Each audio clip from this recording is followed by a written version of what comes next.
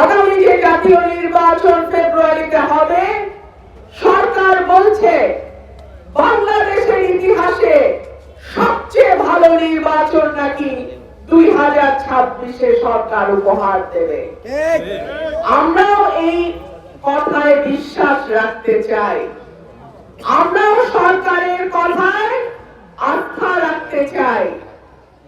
কিন্তু যখন আমাদের ভাই হাদির গায়ে গুলি লাগে এবং সে মৃত্যুবরণ করে, তখন আমাদের মতন যারা প্রার্থী নির্বাচনে মানুষের দিকে তাকিয়ে আছি যে মানুষ যদি আমাদের ভোট দেয়, ইনশাআল্লাহ আমরা মানুষের পক্ষে সংসদে যাব।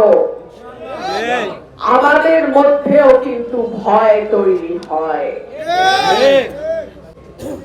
শোনা যায় 50-60 জন এমপির তালিকা নাকি তৈরি করা হয়েছে পরিবেশ অস্থিতিশীল করবার জন্য, তাদের উপরে হামলা করা হবে। আমি পরিষ্কার বলতে চাই, হায়াত মৌতের মালিক আল্লাহ, হেফাজত করার মালিক আল্লাহ, কিন্তু তাই বলে সরকার তার দায় এড়াইতে পারে না। ওসমান হাদির মৃত্যুর দায় সরকারকে নিতে হবে। বাংলাদেশে আইন শৃঙ্খলা পরিস্থিতি, বিশেষ করে ঢাকা শহরে আইন শৃঙ্খলা পরিস্থিতির যে অবনতি হয়েছে, সেই দায় এই সরকারকে নিতে হবে।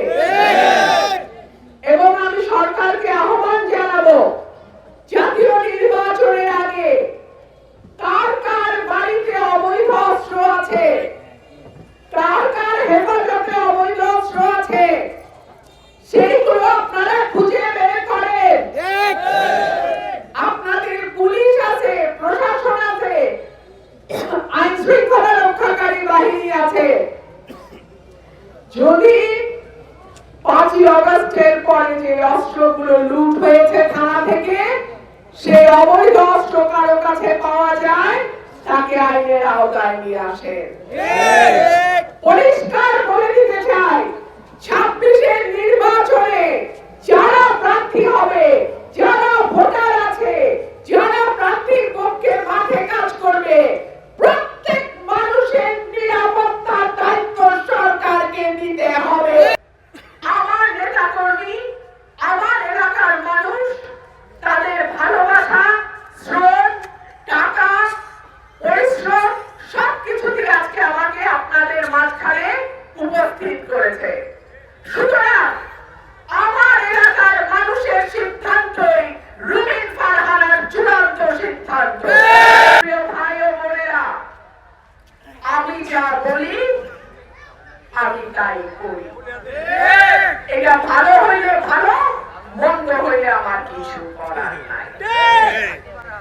আপনারা যদি আমার পাশে থাকেন, ইনশাআল্লাহ মার্কা যাই হোক, নির্বাচন করবো আমি সরাই এবং আশুগঞ্জ। নতুন এবং ফিরে আসা গ্রাহকদের জন্য নগদে চলছে ক্যাশব্যাক সহ প্রতিদিন হাজারো উপহার জেতার সুযোগ। হবে আশা আর ফেরা, সারপ্রাইজ সেরা।